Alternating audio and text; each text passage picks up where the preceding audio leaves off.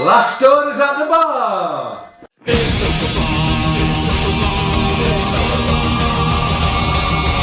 A night in with Mauler and the drinker, getting trashed with the web screen thinkers. A cheap night cause I'm feeling kinda thrifty, got a 10-pack of beers and a bottle of whiskey. Hop off the cork, have a glass of wine. I feel safe, I'll be fine. Trouble walking in a straight line, but pour me a Pinot Noir. It's open bar with our hosts, Mauler and the critical drinker.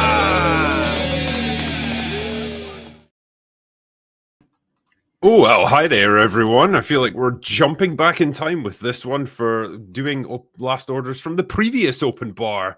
Yeah. So, apologies that this one's taken us so long to get around to. It's because, well, I had to leave and go down to the south of England to see Mauler's short film get made. So, that was definitely worth it, I would say. Some confusion worth clarifying. A lot of people keep asking me where I am in the picture. I was like, oh, I wasn't there. It's a meme that I was there.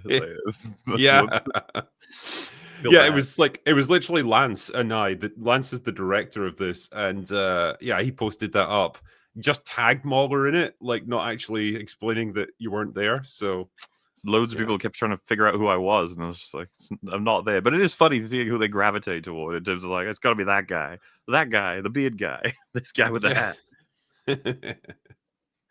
You were there in spirit, and that's the important thing. Truly, I was. And well, we felt your presence in every moment because we were doing your script, so it was all good fun. But yes, anyway, here we are, and we've got some super chats to answer right here, right now. So let's see if we can do them, shall we? Yes, sure. All right. So Brandon Powell here says he also destroyed Twin Peaks by forcing Mark Frost and David Lynch to reveal the answer to the mystery and then cancelling the show. Who are we talking about? Which guy? Well, that's interesting. You should ask that because I have absolutely no idea. I'm assuming some producer? It must have been. Yeah, it must have been. Unfortunate. Yeah. Whoever he was then, he was an asshole. But Ministry of Dinosaurs says, people, H3 is suing, made a declarative statement that their reactions are meant to bypass people having to watch the H3 original upload. Also, JXC's debate with Denims makes an appearance. I think I read that out on the night, actually. But yeah, so is their argument that they're not even referencing the original H3 upload? And so they fucked themselves over because, with we talk about all the different potential law repercussions of any given review that we give. Maybe not for you, but for me, I've said before, a 6-hour video in Multiverse of Madness, I might actually have shown every frame from the film ultimately. So, some lawyers might be able to have some fun with that in terms of getting me in trouble. I know a lot of people would say, but in spirit, it absolutely does not replace the film. And it's like, yeah, but we're talking about law. It's transformative. Yeah. But I certainly think so. And I think everyone is comfortable with agreeing on that as well. And I think if it was shown to a fucking jury, they'd probably be like, yeah, this ain't the film. There's no way that anyone would think so. Meanwhile, if you can, motivation is like hard to prove sometimes, depending on how careful you are. And if I was caught in some call saying, I only intend to hurt financially the creators of Multiverse of Madness, and I intend to replace the film, hopefully. And I think I may have made jokes like that before, and I know that people have about my videos. Like, I'd rather watch your video than ever watch theirs, like even to know what happened in the film. And the mistake they've made, because Ethan's plan, I think, was to try and, squash him on this somehow. But he let them, like, implying that he wouldn't have any interest in the whole React stuff. You've got all 3 of the people he's gone after, which I think is 4 now. Each of them in their own way at some point has said explicitly, I want to, like, the money that would have gone to him by watching his video, I want it. I want to deny him it and get it myself. Yeah. And it's like, well, you're fucked. You like, that's the one thing you don't want to admit. Yeah, exactly. Why do that even? It's dumb as fuck. They're all a bit vindictive about it. That's the thing. Yeah. Gosh, what a bunch of assholes, honestly. I do like the idea as well of a jury having to sit through a 6-hour video of you just shitting on Multiverse of Madness. And then by the end of it, they're like, wait, where are we? What are we even doing? God, that the trial would become like, yes, Multiverse of Madness has been unequivocally proven to be shit. Case dismissed. I'm glad we got there. Gunners Arcade says, how much would it cost via Super Chat for you guys to watch my new short on the stream today? Yeah, so here's the thing. We don't really do like pay to watch kind of things. Because I feel that's a really slippery slope. For the same reason I don't do like paid reviews for anything. Like I don't want to be accepting bribes from people to do certain things. Like I watch the things that I'm interested in watching that I think my audience would be interested. So yeah, I appreciate you making the offer, but I don't think it's it's good practice for us to be doing that. I don't know if you feel the same way, Mahler. Pretty much. Yeah, that's fair. Okay. Next up is the Imperial Brick says Dirt Brown and the Seven Blorbs. That's a nice word, actually. Blorb. Yeah, I like that. Just a blorb. Mr. Begaton says, "Hi all, I'm off topic and late to the party with this question, but is there a chance for Expedition 33 review or EFAP analysis? Game of the year for sure. Cheers." I have no idea about EFAP, but I have downloaded it and it's all ready to go on my PlayStation, so you might just see me stream some of it on my gaming channel. How's that? I would like to stream it, and it very well could be something that I do once I've overcome a hurdle I'm currently dealing with for a project. I can, because I'm on a little bit of a crunch time with it, so if I can get it done close to, I wouldn't mind doing like a celebratory stream where I play Expedition 33, especially with its reputation. Yeah. It's weird. I've heard such just... I don't know how to describe it. Like the feedback I've had from people on it is just baffling and just tells me nothing about it. It's basically like it's really French and a bit abstract and weird, but it's kind of fun. But good story, good mechanics. That's what I keep hearing. So yeah, I'll find out. Master of Puppets says, "What genre of film would you like to see return to the cinema instead of superhero films? Action, Western, crime, etc." Comedy. Yeah, that'd be nice. I'll give you an example. I'll give you an example of a film that I just saw a couple of days ago that I'd love to see more of. And it was F1, the new Brad Pitt movie. Produced by Jerry Bruckheimer. And I tell you, man, the more time that passes and the more fucking generic corporatized slop that we're given that's usually like infused with crappy politics, the more I respect guys like Bruckheimer and Michael Bay. They have definitely had checkered histories with film for sure, but like they understand their fucking audience and they are happy to serve up what their audience wants. And I think that film is just a perfect example of it.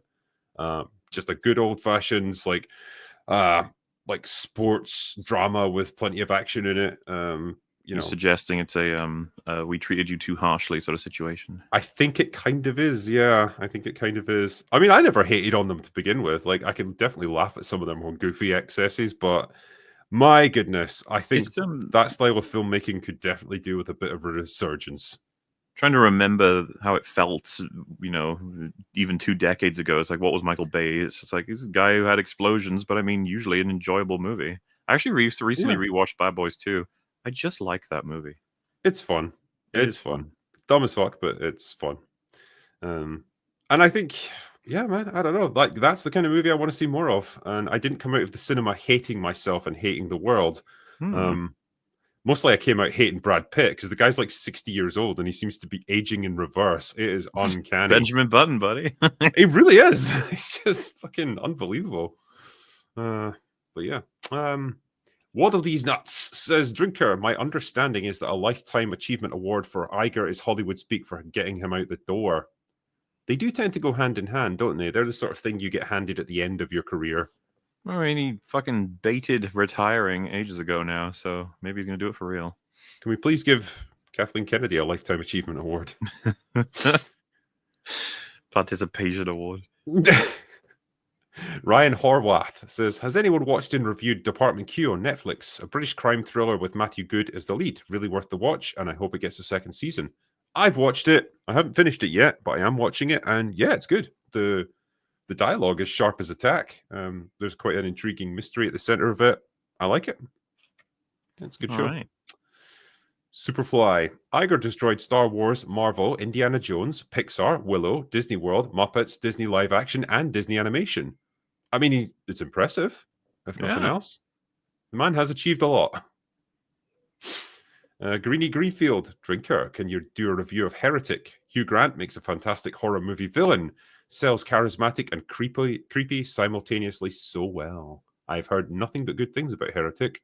Let me change that for you. I recently rewatched Oh, is it Heretic. that Sorry, bad? watched. No. I watched it, and I'll say the way I described it was like first quarter, I was like intrigued. Second quarter, I was hype. Like I was super enjoying it, the dialogue, the performances, and just everything about it. Third quarter, I was like, where are we going with this? And then the last quarter, I was like, well, that was shit. Oh, Muller. So no, I kind of wouldn't mind you seeing it though, because I'd be curious what you think. And I will say it is worth it for Hugh Grant. Watching him play a bad guy, he's great as it. To be honest with you, it's kind of like a calling that he unfortunately has missed for too long. He's so much more interesting playing a serial killer than he is fucking heartthrob. I think, there's actors like that who just got typecast, and they were stuck because like they were young and handsome, and it's like they're just going to get these, the foppish English guy who's just out of his depth sort of thing. And it's like now he's old and ugly. He's like those roles have just dried up, and so they've opened him up for like loads of other more interesting things that he's clearly capable of, and he wants it's to like do. a A24 movie, right? So they're probably just like, hey, we'll give you some money and you can do something that might get you some critical acclaim instead of just tolerating the next thing you do where you play the bashful, charming man who gets the girl in the end sort of character. Which I'll be honest with you, like the amount of times I saw him play that role just made me think like, yeah, Hugh Grant, he just does Hugh Grant stuff. But after a movie like this and other, like he was in Dungeons and Dragons playing a bit off type as well, and which is a movie that is better than everyone thought it would be. I don't remember if you saw that. I quite liked it. I think it had a lot more charm than I expected from it. I think it surprised anybody who watched it, because I only saw it like by chance because I think my sister wanted to watch something and it was there, and I was like, I've heard it's not that bad. And when I watched it, I was like, that was okay. Nowhere near as bad as I thought it was going to be. There was some jokes that actually worked. In any case, there's really strong writing combined with his performance for the whole aspect in the initial quarter, which, by the way, I was sold on this film by him being a bad guy. So I'm afraid for the movie's sake, not going to be a huge surprise. We're kind of all going in with it, but because it's so well made, it's still very good that he plays very friendly and a very open and honest man who's just looking for some information. And as the conversation develops, there's all these little moments of, oh, that's a bit weird. Oh, that's a bit odd. And he keeps like explaining anything that's extremely weird with relatively reasonable things. And so you're sort of just like, okay, he's normal-ish. Like he keeps referring to his wife is in the back and she'd love to meet them. She's just not here yet. She's on the way, definitely coming. Don't worry about it. And talking about how she's making like a blueberry pie. And they can smell it, and it's like, it smells really good. And the first sort of tick as to whether or not something might be wrong in the first act is that they realize he's got a candle that's blueberry flavored to like imply that the cooking is happening when it's not, and you're just like, oh shit. So I'd probably recommend you check it out to see what you think and to enjoy his performance. But I think you might have a similar experience to me in terms of like, oh, the film's going in a particular direction, and then it sort of, I feel like it might have been reshot to get a different ending because the ending is very conventional and lame. Right. All right. Like, relatively, I could see it being crowd pleasing or studio pleasing, right? To be, how it goes with any kind of horror movie of that kind. The ending has to end in a particular way. Fucking look at Speak No Evil when you compare it to the original version. Like, what a fucking cop out. I would have preferred a bolder ending, but we didn't quite get that. Yeah. Again, though, that was worth it just to watch James McAvoy be creepy as hell. No, I think so. I think he was fucking fantastic in that film. But to be fair, he's fantastic in everything he does. So yeah. Superfly says, "Will there be a Naked Gun and Spaceballs EFAP?" No. I mean, the Naked Gun trailer made me laugh with all the portraits of their fathers and fucking Nordberg's. That's like the one joke everyone says was good, which I agree it is. But you saw the full trailer, right? Yeah. That was awkward. I was just like, oh, there's lots of attempts of jokes here that are just not working very well. But like, I'm prepared to give it a go. Beyond that. But on the front of whether or not we did, I mean, we might do an EFAP movies for it. I could see that happening. Yeah. Eatman says, Connery, Clint, Russell, Poitier, McQueen, Sly, and Wayne are 25 years old, but have the same attitude of yesterday today. Do they usurp the message or conform to it? Okay. So what we're saying is like all these classic actors from like, you know, the 60s up until you know, say the 80s. They're all young up and coming actors, but they have the attitudes that they had back then. Would they go along with the current Oh, messaging I of see. Hollywood, or would they buck the trend and rebel against it? I guess we can't know for sure, but you could guess based on what some of them are up to these days, I suppose. I think as I well, will like say, being a younger person, you are going to be influenced more. That's just how it works. Like these guys, well, having been through the whole industry their whole lives, are going to have a different perspective now than they would if they were young now. I think as well, like if they were these up and coming 25-year-olds, like, and they displayed the attitudes that they had when they were younger, they just wouldn't make it in Hollywood now. Like they Yeah. would either get blacklisted or like, you know, there would be some social media uproar about them and they just wouldn't get hired for anything.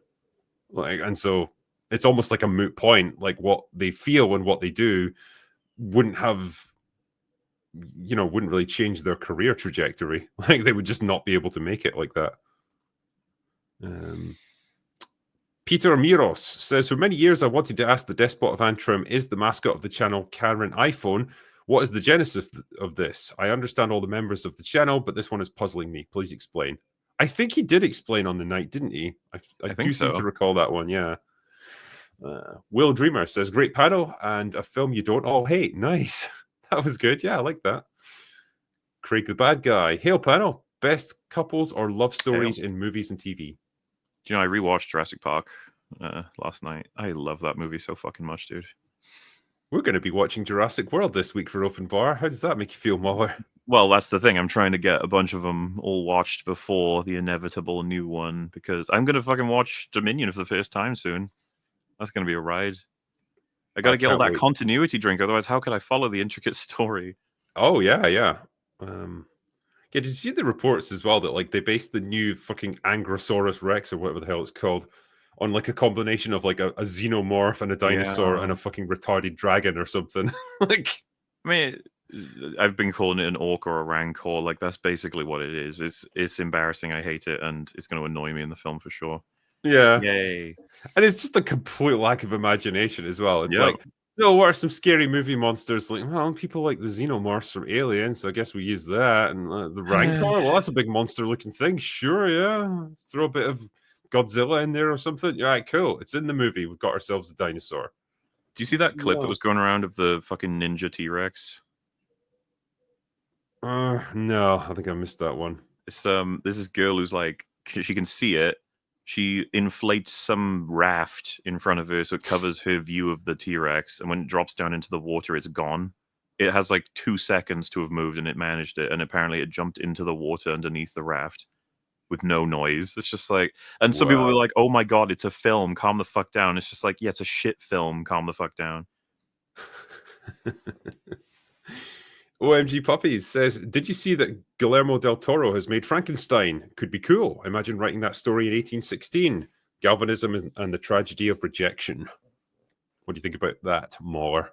I mean, I've not seen his like entire filmography, Guillermo del Toro, but I've always enjoyed checking him out because he's a very unique creator, and I love his insistence on, you know, practical effects for a lot of stuff. Did you see the Cabinet of Curiosities by any chance? No, I didn't see that one. I decided to check out the full season on Netflix. I'm not sure if there is another one or not, but yeah, he seemed to helm that, and a lot of wacky, crazy, interesting Lovecraftian stories in there. And then, of course, the Hellboy films. You gotta love them. So I like checking out his stuff every once in a while. Yeah. Dr. Pelican says the guy in the thumbnail looks like someone who's been subjected to too much Disney products. Yeah, the zombie that everyone thought was Cillian Murphy. In retrospect, it seems kind of dumb now, but it did look like him. I just, like I said, it's probably a risk that they needed not take because it confused the shit out of everybody. And now we know he's going to be appearing at the essentially post-credits scene of the second movie, Cillian Murphy, and then the third one will be about him. That's what Danny Boyle said. Right. I don't know if I want this much 28 Days Later in my life. I was talking to Az about this. I don't know how you feel because I think you're a bit more positive on it than I was, but like I don't know that I'm going to watch Bone Temple. You are. You know you are. What do you mean? Come on. Why? Because you're just. I'm going to make you. Oh well, okay. That's you just said that. You want me to see the Nia DaCosta movie, don't you? That's the thing. You're gonna have the sheer morbid curiosity of like, what does this hapless idiot do with the 28 Days Later franchise? Well, you will. It's like you're gonna force me. Like I said, I'm more than checked out, and I know that if there was a good trailer for Bone Temple, I would just be like, yeah, whatever. There was a good trailer for 28 Years Later anyway. Wow. Losing, it's more influenced by shittier creators, and I didn't even like the first attempt, so it's just like, well,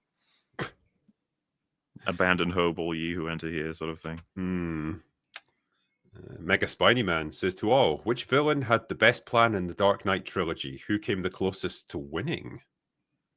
Probably the Joker, I think. Like, I can at least understand what he was trying to demonstrate, even if it was a bit dumb. Yeah, so Joker's point about humanity is that everybody who like projects themselves as some do-gooder or principled blah blah blah is full of themselves, lying, and just one correct series of steps away from being, which by the way, I'm not saying that's like novel for the Dark Knight, it's just that that's definitely what he was going for in that, and he wanted to prove it about humans, Harvey Dent, the hero of Gotham, and Batman himself.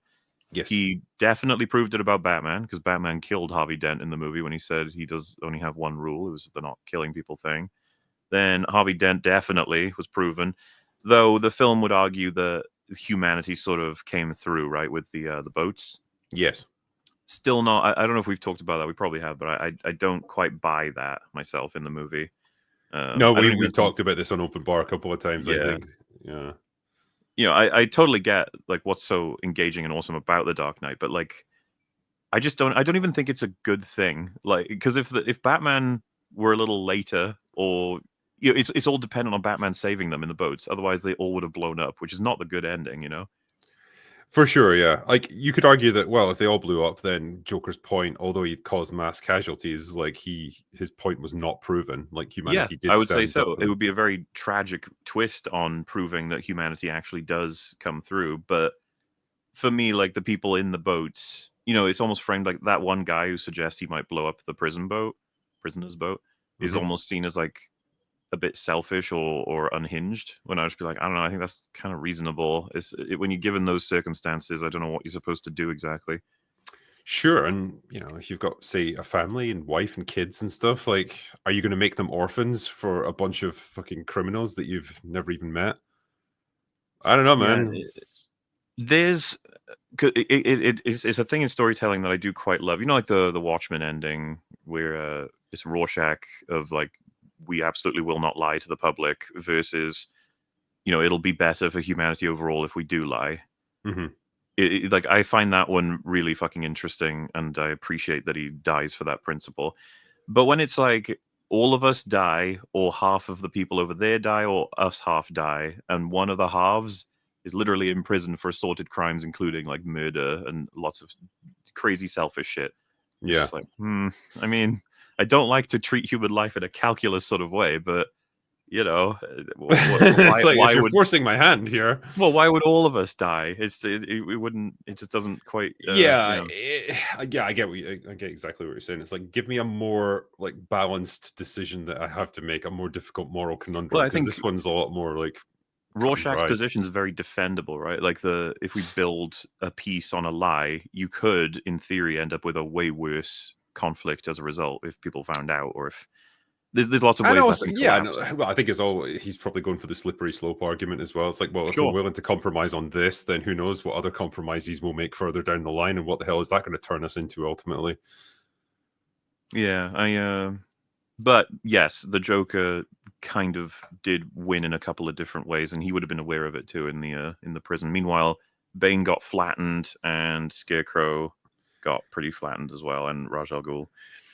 Yeah, and like, God, I'm struggling to even remember what Ra's al Ghul's plan even was, or what he was trying to demonstrate to people. Well, that, I'm afraid, is a big flaw in Batman Begins. Remember, his whole plan when Bruce is training with him is to cleanse Gotham as one example of many of like evil that's destroyed cities.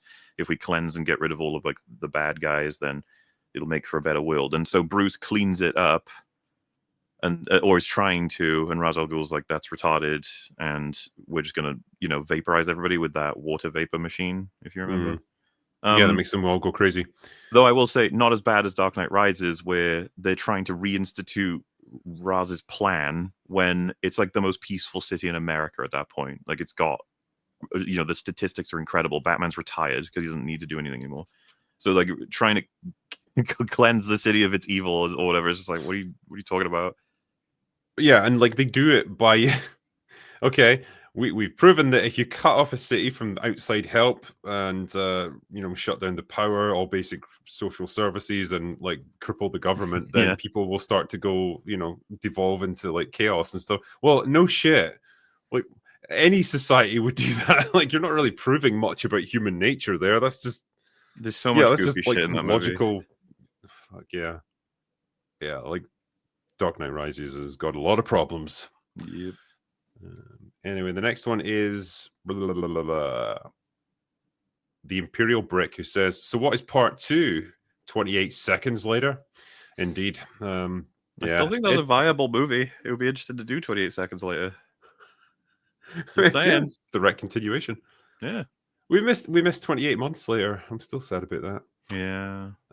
The Imperial Brick. Oh no, sorry, just did that one. John Gets Gaming says Despot is Les Grossman. I say go with it. Yeah. Yeah. Lean in. La Parca says nobody ever suspects the butterfly. Dr. Pelican says many previous typos corrected. Also take my money, drinker. Sure, I will. Okay, thanks. All right. Patriotic Cat says I agree with the cat. More feline representation, naturally and always. He also says 28 inches later. Possible porn parody name? I would say so. I mean, there probably is already. Let's be honest here. Someone's already probably put something together. Dr. Daisuke says, last third of the movie felt like something Zack Snyder would make. I mean, there's weird stuff going on, that's for sure. Do be getting weird, yeah. Captain John-Luc Bagardi says, have you seen the latest Sheev Talks video that is essentially a hit piece on Drinker, Mauler, Robot Head, and the like? If so, any thoughts on it? I have not seen it because I couldn't give a shit. I'm going to have to echo that sentiment. No, I have not. Sorry, man. Disregard says 28 years later, you don't even need armed soldiers on the ground anymore to combat it. Drone warfare pretty much nullifies the threat. No excuse for leaving that island be. That, I think, was an interesting thing to ponder. We were talking about this. Like, the governments of the world would not leave Britain just as this existential threat. All it takes is one of these things to get off the island, and that's it. The world's potentially going to get nuked. Yeah, and honestly, there's a whole interesting aspect to it. The film's obviously not going to explore, and I don't expect it to. It's just the political aspect of Britain is basically dead and filled with zombies. What's the world going to do about that? It's like, don't know. The thing is, I don't get as well, because I think the first movie was smart enough to just, play with the whole starving to death thing. It's like, okay, we get it. Like, we don't need to delve too much into the physiology of these things to know, like, they're just mindless rage zombies, and so they'll eventually just die out. Even if they evolve beyond that, right? And now we're at the point where they're like wandering around naked because these things are just getting born. They're reproducing like animals, essentially. How do they survive winters? No idea. Like, it gets pretty cold here in the winter time, and I'm pretty sure like there's a reason us humans wear clothes, especially in northern European climates. Like, without them, we would die. I'm very much under the impression that any of these sorts of questions, Danny Boyle and Alex Garland would look at you like, "Are you okay? Why the fuck do you care? They're zombies, whatever." Yeah, and I don't like that, because this isn't some goofy action flick that you're not supposed to think about too much. Like, this is theoretically grounded in the real world, and they actually go to some pretty strong lengths in order to explain how people survive, the kind of intelligent things they do to defend themselves and keep their communities going. That's all good stuff. I like that. But then if you overlook big things about how the zombies work, you start to lose me a bit, and that's a shame, because I want to be with you. Damn it. Okay, next up is Burke Mode Activated. Says, first time I catch Open Bar live. With the old guard of Hollywood passing away or retiring, do any of you have faith in the upcoming generation of actors, directors, writers, etc.? Ignoring the SJW politics in movies, of course. There's always going to be talented directors out there, and there still are, for sure. I think the problems exist at a writing level and a cultural level within Hollywood, and hopefully we eventually get past that. We've said it before that, you know, financial necessity is hopefully going to force their hand, and they will have to get better or die out. Actors, I don't have a huge amount of faith in. Like, I don't think there's any big stars now that can move the needle, certainly of the younger generation. It's going to have to come at a higher level than that. Yeah, I mean, you know, you have to kind of just hope that in 10, 20 years, or maybe me and Drinker's favorite director is 5 years old right now, and that will eventually, in time, become the greatest artist ever because they're surrounded by awfulness, and they, you know, it creates, what do they say? Hard times creates great men or something. Hard times create strong men, and strong men create good times. So, you know, you just got to wait, guys. Just hang in there. Yeah, just another 20 years of misery, okay? And then we'll be fine. Yay. LGBear.q says, you underestimate us Americans' appetite for reality TV and watching pompous Brits get theirs. Two birds. That's, well, I mean, we still get the occasional, like, villain who just happens to be a Brit because they're just quite hateable, really. They make good villains, they really do. Yeah. I like seeing those Brits get theirs as well, and I am one. James Moore says, it works in The Walking Dead because the concept of zombies didn't exist in people's minds. It works in the World War Z books because governments suppress news, it spreads through the black market, and a fake cure is marketed. Yeah, if you haven't read World War Z, by the way, give it a go, Mauler. It's not even particularly long or anything, but it actually offers up some plausible explanations for how a zombie contagion could spread. The only thing I didn't quite like so much is like they sort of they play a bit fast and loose with what the military is capable of. You know, like they try and take the zombies on like full force with like tanks and everything, and somehow still lose. And I'm like, kind of feels like they'd win. You know, if nothing else, you could just like roll over them with a tank and just squish them. You don't even need to shoot at them. But remember Shaun of the Dead's ending? Yeah, like when the military actually show up, they just gun them all down. It's great. It's really funny and just true. Yeah, it just works. What's this one? The Randman says they ripped off Snyder's zombie film. Really? I mean, I don't think so. Well, they talk about the pregnant zombie, I guess, and it's just like, yeah. I mean, it's completely different, but sure, you know. Yeah, it's funny. I have to keep reminding myself that film even existed. It sure did. Wow. It's, you know what's frustrating about that, right? I actually think in the hands of a good director, that's a really fucking cool concept. Absolutely. Vegas heist, but it's taken over by zombies. It's perfect. Ticking time bomb as well. Like the you had Batista in there, who was like a fucking soldier. You can do all kinds of action scenes with that, but nope. Yeah, such a waste. Stop letting Zack Snyder make things, please. Yeah, Jesus de Villa says, would you recommend someone 28 years later? Well, let me rephrase this one.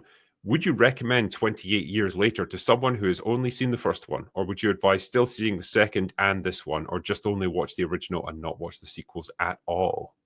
That's me. I would not recommend years later. I would say watch it. I don't think you really need to watch the second one because this movie pretty much ignores it. But definitely watch the first one. If you're going to watch any of them, watch the first one because that's excellent. First one is worth seeing even if you didn't like it, just so you can know how that went in the 2000s. Like, that movie came out and a shit ton of different creative people were like, man, that movie was fun. I want to do that, but like this different thing. And then if you like look on different trivia or Wikipedia pages, I guess, you'll see like the influence it had was insane. The different films the creative people behind it would have cited 28 Days Later as a source of inspiration. Not to bring this back to Zack Snyder, but didn't that ultimately lead to him doing the remake of the Dawn of the Dead? That's where absolutely must have been a boon to like approving Dawn of the Dead as a project to remake. Yeah, 100%. Boo. And remember, Dawn of the Dead original, slow zombies. Remake, fast zombies. What happened in between? Yeah, Eatman says, if legacy media had foresight and gatekept the net like YouTubers who are opposed to the message, how would media look now? A retreat back to books? So, gatekept the net, like, so do you mean like, I don't know, if YouTube didn't exist and people weren't allowed to criticize, like, you know, the politicization of movies or whatever, or just modern films being shit, would they have just carried on and like, would they be making billions of dollars and none of this would be happening? I mean, I don't think so. Like, audiences don't need us to tell them if a film's good or not. They would know. And so I think a lot of these films that did fail would fail anyway. It's just, you know, we get to point and laugh at it in the process, which is nice. Yeah. Like, I don't think we're that powerful that we can make or break Hollywood. Between you and I think so. Ben Manjarier says, guys, has Arcane Season 2 ruined your enjoyment of the series and its osts? Because it has for me. Don't rewatch clips or listen to tracks nearly as much as before. It'll have that effect, yeah. I mean, if you're asking whether or not I'll ever watch Season 1 again, I probably will. I do think Season 1 is fucking excellent, but Season 2 will kill any fire or interest I have for any further projects. So I just don't trust them anymore. Like, no, thank you. Freaky Guy says, you absolutely must review the Netflix series Department Q. Well written and acted. Just got to get the English subtitles to get past the shite Scottish accents. A lot of the characters, or a lot of the actors in it, are Scottish, so, you know, there is that. But yeah, overall, I do really like it. And as I said before, I think it is extremely well written. So, Retro Vertigo says, can we talk spoilers and hypotheses? I guess you're talking about 28 years later. I mean, we did. Have at it. So, yeah. Altino, Drinker, I'm surprised it doesn't seem like you have anything against AI, even though it will completely ruin the need for human creativity and create slop content, much worse than what Hollywood is making. Did I say that? I like AI? I don't know. I remember what the That was context. the position you had, but I mean, I don't know exactly what your position is, but mine is a bit more depressing. It's like it will do exactly all of those things, and there's nothing anyone can do to stop it. Yeah. I mean, I think what I was talking about on the night was, oh God, what was the context again? I think I was speculating about how people are ultimately going to be able to tailor their own movies. You know, you can, with the power of AI, say 5 years from now, you could say like, oh, well, remake me Star Wars The Force Awakens, but with these criteria instead, and it will do it for you. And so you're going to get this weird fragmentation of entertainment where everyone's just living out their own particular fantasies, their own take on the story. I don't even know how that's going to function ultimately, you know. But it's fascinating to see where it could go. I don't think it's ultimately a good thing because, yeah, it will eliminate the need for human storytelling. When seeing 28 years later, there was 3 different ads in a row for different forms of AI. I don't know if you got it, but there was an ad where like a bunch of people going camping, and they were like, "Oh, have you got the tent poles?" And he was like, "No, God, I don't." And then the phone was like, "Are you in need of tent poles? We can order them for you right now and deliver them exactly what you need." And it's like, "Oh, thanks, Google," or whatever. It's like, shut the fuck up. That's sliding into dystopia territory where it's like, are you dumb as fuck? Well, don't worry, we've got you covered. Well, and that's like, the don't really think sad anymore. result We'll is, do it for you. as the generations go by, less and less. You know, as much as the first time around, people will know how to buy and construct and deal with their own tent poles. But once enough generations happen of relying on the tech, as soon as it goes down, they're like, "What do we do? What are we supposed to do?" It's like, oh God.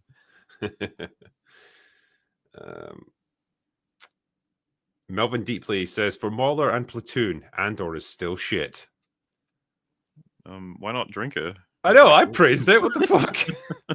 I get a free pass, Mauler. It's just you they're picking on. Retro Vertigo says, idea, Isla isn't dead and is the girl from 28 Weeks. Oh. Nah, I don't think she's like secretly alive and they just, you know, give Spike a different skull or whatnot. I mean, maybe. It's a weird movie, man. I don't know. It's just, weird shit could happen. Anything could happen. Yeah. A guy in some tools says, have you ever read The Remaining? I'm a retired... What's this?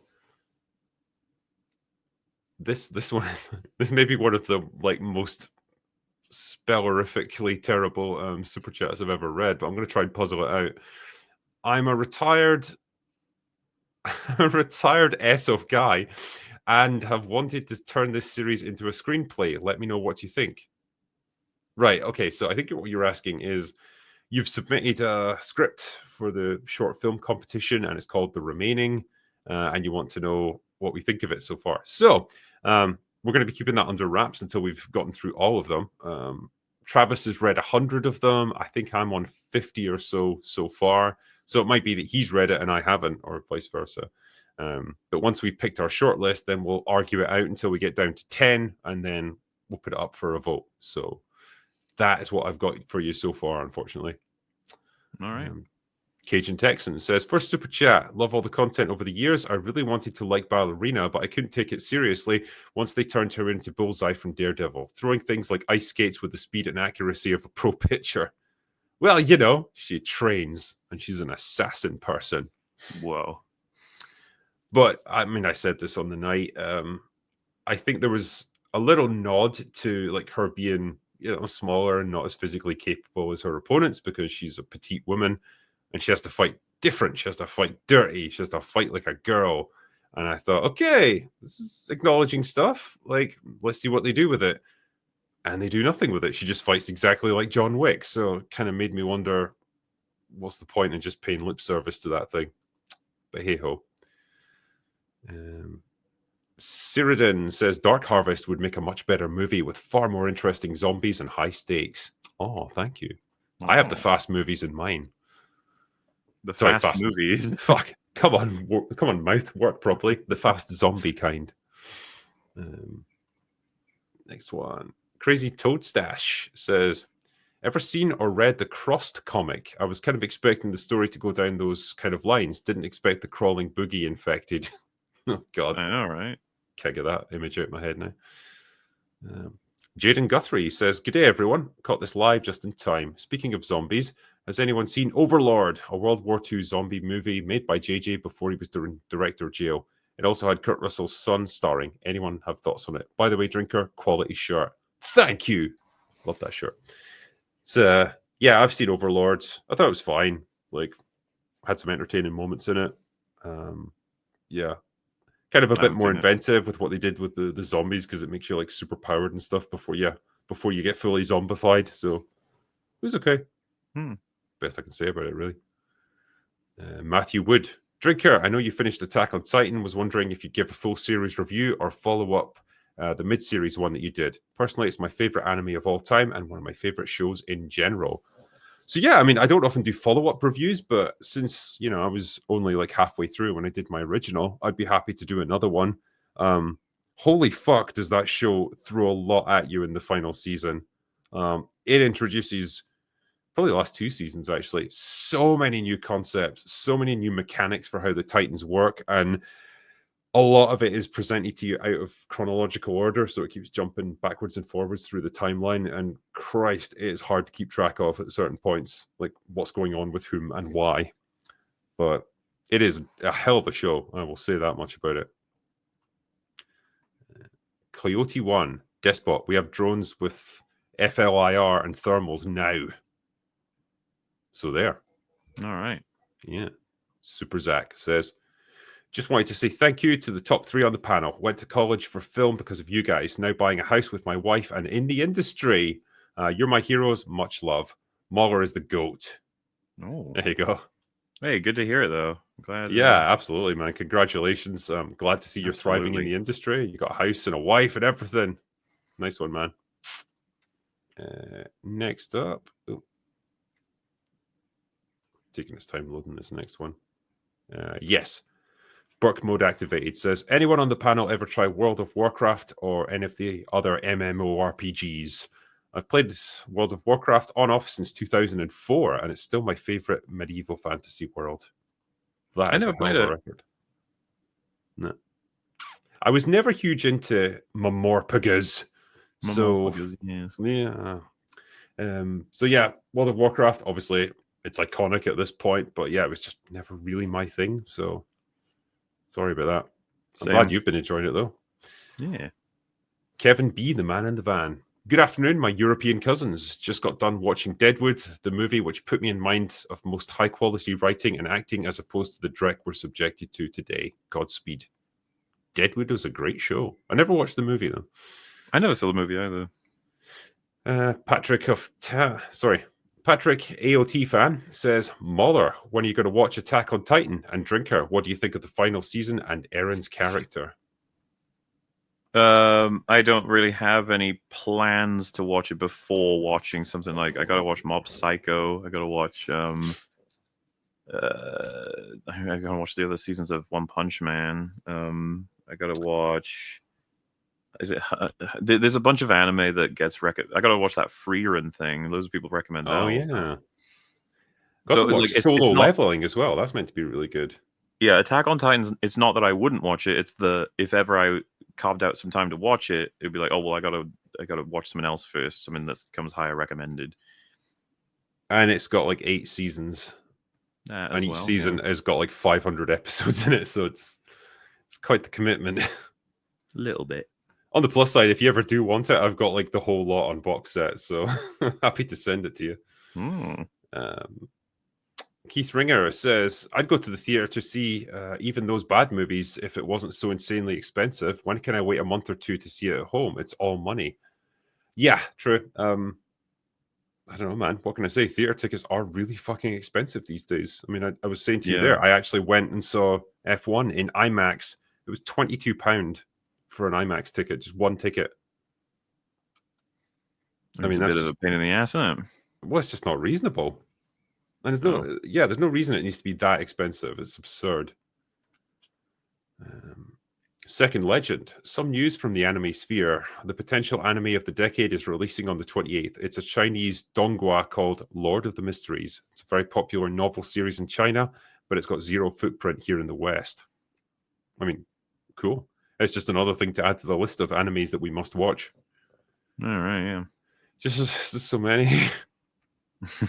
Grant, you're going to be isolated for a year. You can pick the filmography of one actor or actress to watch. Who do you pick?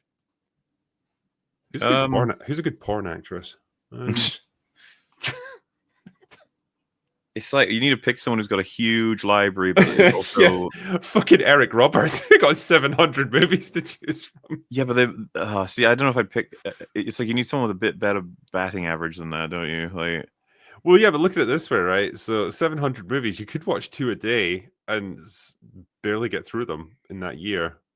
Yeah, that's true. But they'd be really bad. Yeah. Who would be another good choice in that case? Christopher Lee. Yeah, that's not bad, because actually. With every choice every film you watch, you've guaranteed Christopher Lee, so...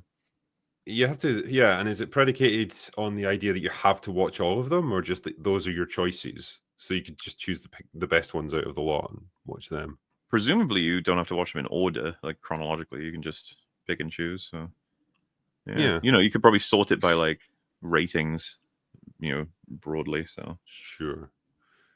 Sharpsticks says, "Hello, drinker panel.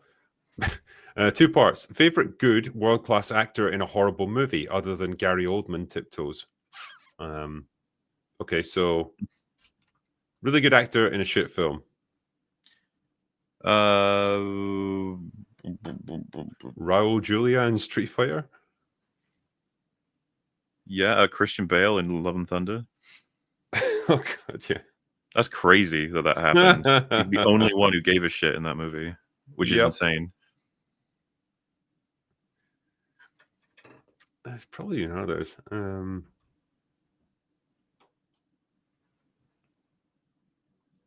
Yeah, I feel like a lot of good actors have made appearances in shitty MCU flicks. Yeah.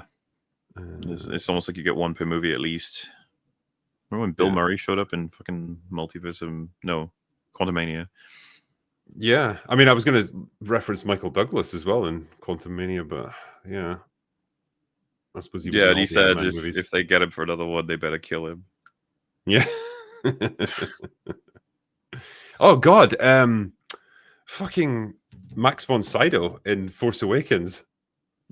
Sure. Yeah, I mean, you know, the performances aren't the problem with that film broadly. Like, there's a lot of people like Oscar Isaac and Adam Driver. They're all doing things. It's just that, you know. We know. Yeah, no. Yeah, no. James Moore. We can't make Batman work. No, Gunn, you can't make Batman work for you. Everyone wants Reeves, and Gunn is trying to use the least popular Robin in his own. Just have two separate Batmans. It's so easy. Yeah, I'm really not liking this whole like we can't make Batman work argument. It's retarded. Like, fucking easiest home run ever. Sharpsticks is also asking the movie that you were wrong about either way. You thought it was good, but it was actually bad. Not a bad movie you like because it's bad. Not necessarily critically or commercially good or bad. What? So what's the question? Okay. So this is a follow-on from the previous one about a good actor being in a horrible movie. And he's saying, so... Oh, okay. So this is unrelated. So he's basically saying, what's a movie that you were wrong about? You thought it was a good movie, but it was actually bad. Not a bad movie that you like because it's bad. Prey is probably one of the more recent ones. I thought it was better than it ended up sort of. I remember after enough conversations with everybody, I was like, actually, yeah. And I've admitted, like, I was kind of taken away by just seeing a predator not be autistic, even though he's kind of autistic by the end of it. You know what I mean? Yeah, I think that's pretty fair, actually. Skelty Gentleman says, evening panel. I've started my Blu-ray collection since I began college 3 years ago, and I've recently bought The Prestige, the theatrical Star Wars OT, Jurassic Park, and Blade Runner. Any other recommendations? That's a good selection. Yeah. Get The Thing. Get the 2 Terminator movies, the only 2 that actually matter. Get Alien. Fuck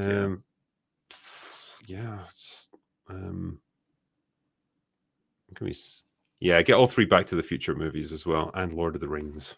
You know, supercut for me and Mel doing like shots while playing Hit and Run came out on the Moolah channel recently, this second channel, and I was thinking, what would I do?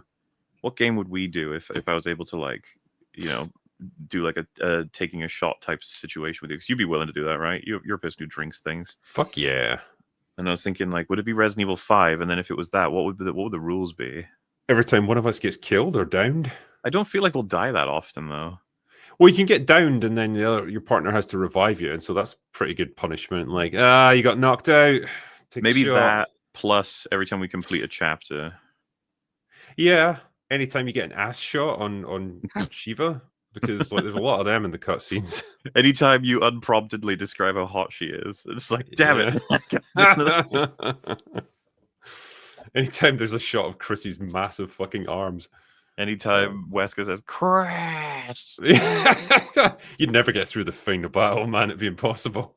That's what I find. There's an art to doing the shots thing. Everyone likes to jump to the whole, like, you'll have to drink. It's like, but if you can find, because I was thinking about Lord of the Rings, right? If you watched, because one day that would be cool to do with you. I don't know if this is beyond your capabilities, but to watch all 3 extended movies in a row, like me, you, and Gary, and a bunch of others. Not if we're doing shots, bro.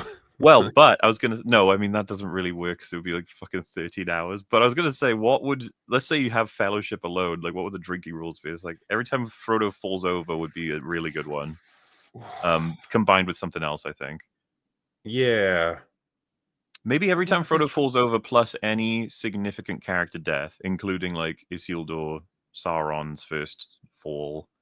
The thing with, but the thing is we know where all those things are going to come in, don't we? So but that's the thing. I'm trying to. You need a balance, right? Because you don't. Yeah, because I think what you want really is something that like it's minor enough that we probably wouldn't notice it initially. We wouldn't know to look out for it until we've been prompted for it. But it's also like rare enough that you're not like doing 10 shots a minute or anything. I mean that's why it's anytime Gimli does something dumb. Yeah, but I feel like games are better because you can make it about your own performance. Like you failing something gets you the shot, it gives it like stakes, which makes it fun. Yeah, that's true. Yeah, I think so. We'll have to do it someday. Oh yeah. What would you choose to shot? Maybe tequila, maybe vodka. I wouldn't want to do shots of whiskey because it burns too much when you're drinking it. You want a clear spirit. I think it's probably easier. And no, I'd you probably can't wanna- have Bailey's Mauler. I was going to say I'd probably match whatever you're doing so that we're on equal footing. Yeah. David Gannon, if you still like zombie stories and would like an intelligent one, check out John Ringo's Under a Graveyard Sky, the first book of his Black Tide Rising trilogy. Then read the next 3. Yes, 3. Well, there you go. So there's 4 in the trilogy. Fair enough. Yeah, it's a novel approach. Tala's World says, what's your take on the white Black Panther? I find it funny because we don't like when they race swap, but I do feel like 2 wrongs don't make a right.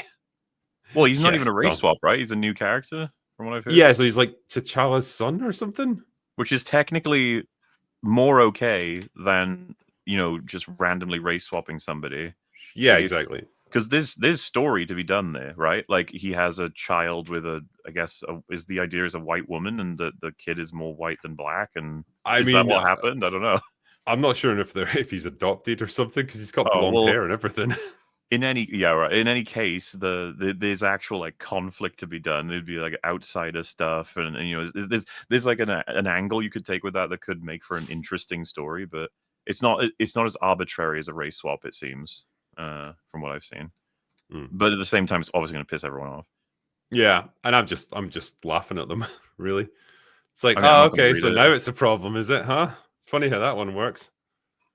The poor guy. Let him be king of Wakanda. Sure, yeah. Mr. Awesome says, do you think we'll ever get well-written Star Wars movies and TV shows that respect the legacy of Lucas's vision and his characters? Not while Disney's holding the rights, I'm afraid. Probably not, no.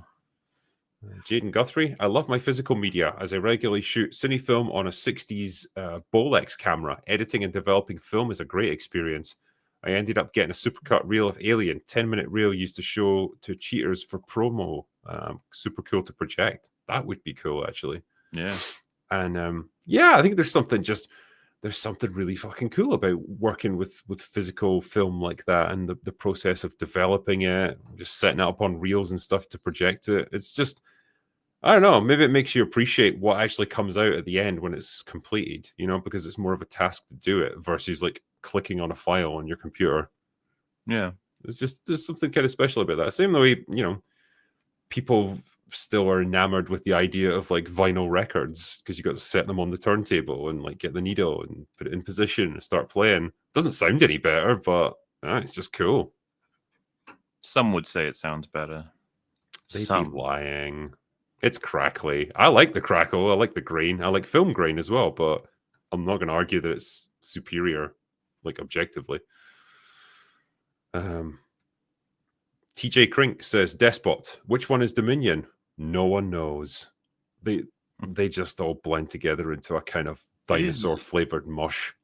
It does feel funny to me that the one I haven't seen is the one where they bring back like all the legacy characters to fuck around with dinosaurs. Like, that sounds like the kind of one that I would have seen, but I just didn't. Yeah.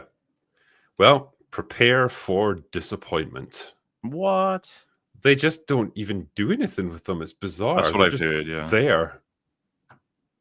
And I'm willing to bet that was done late in the game. It's like they had a completed script and they're just like, right, we need a selling point to get in more interest. Fuck it, bring back the originals, throw some money at them, we'll just write them into the script. Yeah. Jacob Wolf says, what will we get first from Sony? 28 Years Later Part 2 or Spider-Verse Part 2? I don't know. I'll have to see. Don't really care. It's been delayed like crazy. And lastly, Felix or Fortunate One says, Hail Drinker, ever seen The Edge? A somewhat obscure late 90s film. Anthony Hopkins and Alec Baldwin go head-to-head in the wilderness. Baldwin actually holds his own. I have seen The Edge, actually. And yeah, Anthony Hopkins is like this billionaire, like rich dude. But he's got like an absolute, photographic memory. So he's read loads of books on like, survivalism and all that. And they when their plane goes down in the wilderness, he's able to apply all of that knowledge to like their situation. He's never done any of the stuff practically. He just knows how to do it because he's read about it. And it's pretty cool. He makes loads of smart decisions. And yeah, they Would you do go recommend? head-to-head.